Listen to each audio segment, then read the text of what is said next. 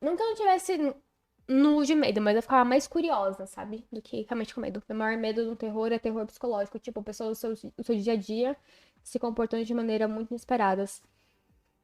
Mano, o terror psicológico funciona muito comigo.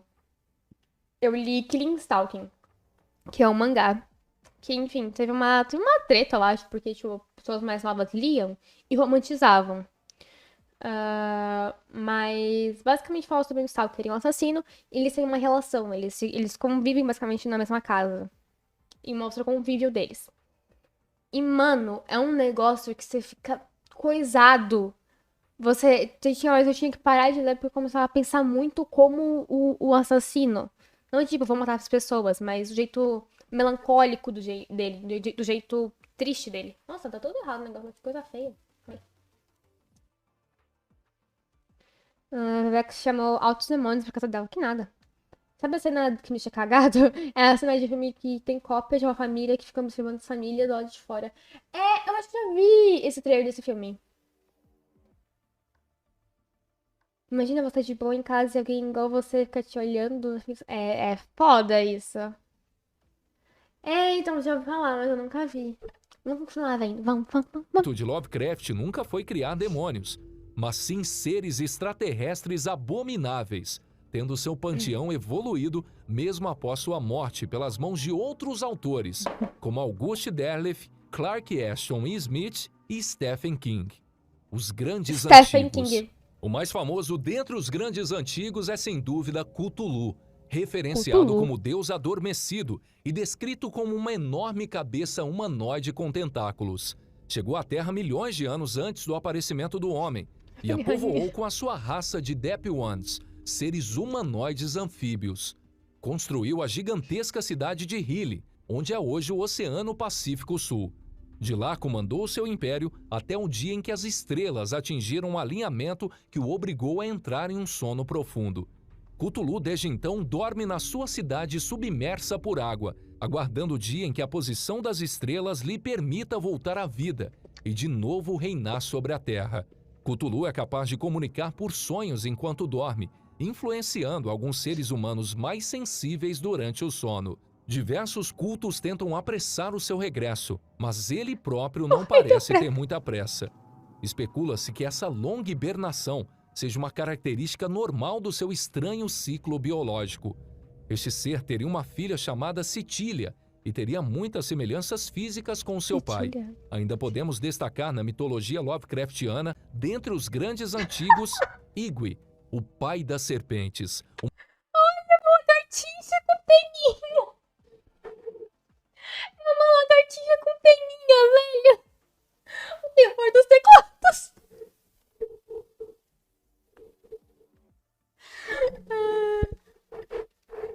Ai, gente. Esse cara, ele tem uma filha. Quem é a mãe dessa filha? Eu quero saber. Mano, pelo amor de Deus, olha a linguiça. Ele vai destacar e vai assim, ó.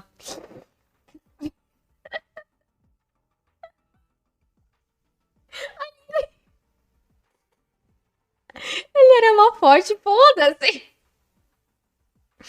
Você pensa? Uma escamosa serpente humanoide, Calgnar falguini, o horror das Esse cara parece forte. Olha esse dedinho dele. Tu tá, velho. Olha o dedinho dele. O dedinho dele é gordo. colinas, um humanoide com cabeça de elefante.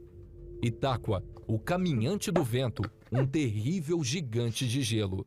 Kutuga, a chama viva, Cutuga. é um ser semelhante a uma bola de fogo viva. E Dagon, uma abominação aquática que pode viver imersa por muito tempo, sendo capaz de se tornar híbrido com os seres humanos. Deuses exteriores.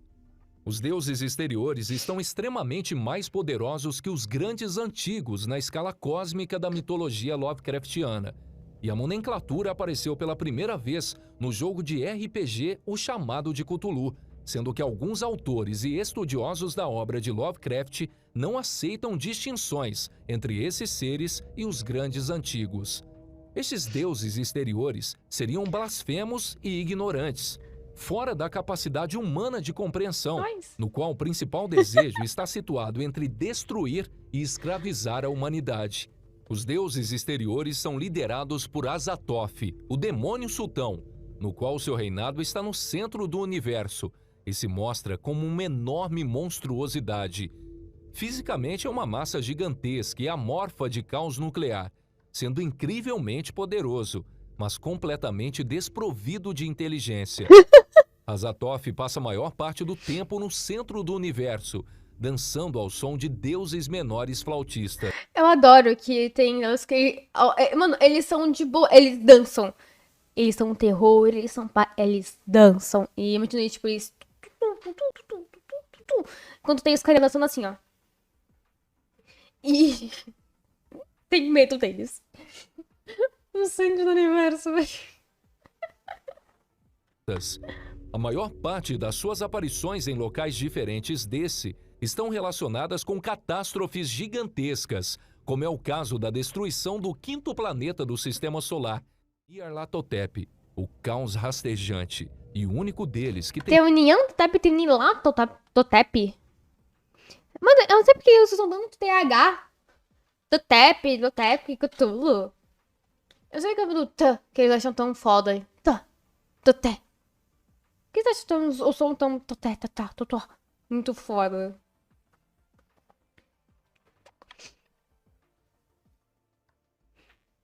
Mano, dá pra fazer uma bolsa do Nyarlathotep, né? Ó, porque, ó, mano, essa parte aqui, a gente põe um zíper. Aqui, a gente faz de alça e vai lá com os taculinhos. O que eu tô falando? Tem vindo a travar contatos com a humanidade. Possui uma inteligência inimaginável e um sentido de humor mórbido. Bom, alguns desses projetos que tu está vendo aí na tela foram elaborados por nós e outros pelos nossos alunos. Foda. Consegue adotar Essa boca não parece funcional, deve derrubar toda a comida. Sim. É que eu acho que ele não come coisa necessariamente material, mas ele tem dentes, não dentes só pra rasgar, né? A não ser... E se for tipo dente de vampiro? Não, não faz sentido nenhum. Vampiro suga pela garganta também, né? É, não faz sentido nenhum. É pra comida, mano. A boca não é pra comer, é pra rir. E mais comédia, mano. A boca não é pra comer, é pra rir. Incrível. Há centenas de formas físicas distintas, podendo parecer um homem vulgar ou uma monstruosidade Um homem vulgar ou uma monstruosidade. Ou ele é um carinha com tanga, ou ele é um demônio acéfalo. gigantesca. Especula-se que um faraó obscuro da quarta dinastia do Egito fosse Nyarlathotep em pessoa. A própria esfinge seria uma representação em tamanho natural de uma outra forma de Nyarlathotep.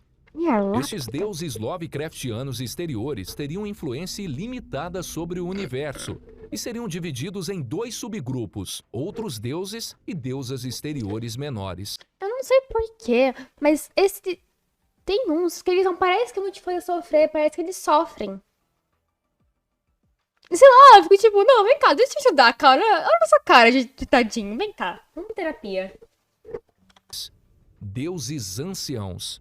Os Nossa, deuses demais. anciãos são da mitologia Lovecraftiana seres imortais, diferenciados dos deuses exteriores por se mostrarem mais agradáveis aos olhos e por sua semelhança aos humanos. Alguns deles se mostram simpáticos aos seres humanos, os ajudando a retornar em segurança de alguma desventura pavorosa, mesmo que psicologicamente perturbados.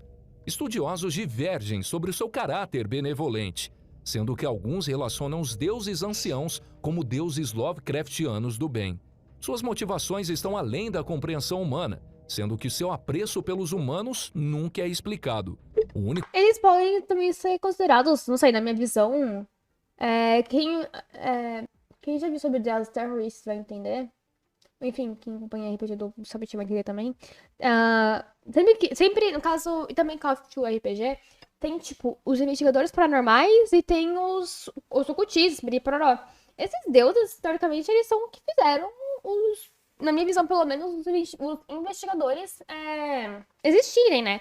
Porque quem tá investigando isso, normalmente já foi exposto ao paranormal e se envolve nessa vida, entendeu? Eles entram nisso e não saem mais. E eles ajudarem os humanos a sair dessas aventuras acarreta na criação desses dessa organização, né? As pessoas querem proteger, investigar e cuidar pro Cthulhu não voltar, pro Imhotep não fazer essa merda dele, e é isso. O único destes seres originalmente mencionado por H.P. Lovecraft foi Nodden, o Senhor do Abismo Primordial, referenciado não necessariamente como simpáticos aos humanos. Posteriormente, alguns escritores dos mitos de Cthulhu o mostrou como um ser sem interesse em hostilizar a humanidade e sempre disponível a ajudar humanos perdidos em dimensões alienígenas. Eu gostei dele. Porque, tipo, normalmente, tipo, não, deuses são bons, são simpáticos. Eu não entendi o que tu falou, mas eu concordo. Ah, desculpa. Mas, tipo, resumidamente o que eu falei foi que os deuses basicamente fizeram com que tivesse uma resistência a esse demônio, sabe? Tivesse uma ordem de investigadores e tal. Porque se eles são salvos por Deus, eu acho que pelo menos é uma forma de você criar esperança nos seres humanos pra eles irem contra esses cultos, essas pessoas doidas da cabeça, entendeu? Mas eu gostei dele porque, tipo, ele não é um Deus que só, tipo, ama humanos, Ele não quer utilizar, e se vê um humano perdido, ele vai lá e ajuda, tá ligado? Ele faz o dele. Gostei. Auguste Derleth foi o responsável por colocar os deuses anciãos como seres ligados ao bem, algo não original nos propósitos de H.P. Lovecraft, que claramente enxergava o espaço como lugar de seres hostis ao ser humano. Além de Nodden, na obra de Brian Lamiley, somos apresentados a Catanide, um irmão e opositor de Cthulhu, na mitologia Lovecraftiana. Apesar Ele parece que usa um capuzinho, que fofo. de seus olhos humanos e sua personalidade benevolente, se parece muito com seu irmão maligno. Esta é a categoria do panteão que menos possui seres listados nos mitos de Cthulhu, os grandes. Deuses Lovecraftianos da Terra dos Sonhos, lugar ficcional vasto, em uma dimensão alternativa que só pode ser atingida por sonhos ou projeção astral. Os grandes são seres com menor poder nos mitos de Cthulhu e de intelecto atrasado, podendo ser enganados ou seduzidos por humanos simples. Geralmente são protegidos pelos deuses exteriores, em especial por Nyarlathotep, que possui influência nessa dimensão, Meu Deus, em 15.000 Nyarlathotepes. ao contrário dos outros deuses da mitologia Lovecraftiana. Os principais contos de Lovecraft.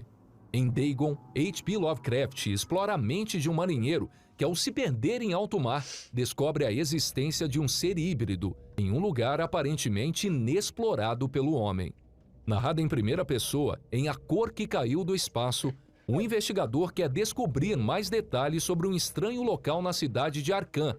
Tal lugar foi alvo de um meteoro caído anos atrás, e sua macabra história se mostra mais aterradora do que o pesquisador poderia imaginar. Em O Horror de Dun Yushi, temos ingredientes que podem parecer familiares aos amantes do terror. Uma vila isolada, em um vilarejo localizado em Massachusetts, onde no passado colonos vindos de Salem se estabeleceram e começaram a adorar o diabo, uma indefesa mulher que inexplicavelmente dá vida a uma criança deformada, entidades de outras dimensões. A segunda única, quer dizer, teve uma personificação da feminilidade, que foi a filha do Cthulhu, e ela só filha do Cthulhu, não fala mais nada sobre ela. E a outra, ela serviu pra parir um bicho. Puta que pariu. O conto é de extrema importância no que se refere aos mitos de Cthulhu, sendo obrigatório para quem deseja mergulhar na mitologia. Se tratando indiscutivelmente do conto... Eu sou o Daniel Santos, sou Legal. engenheiro de software. O mais famoso de H.P. Lovecraft e responsável pela popularidade da mitologia Lovecraftiana, o chamado de Cthulhu é uma obra de arte, com elementos de terror e responsável por construir todo o alicerce do que posteriormente seriam os mitos de Cthulhu.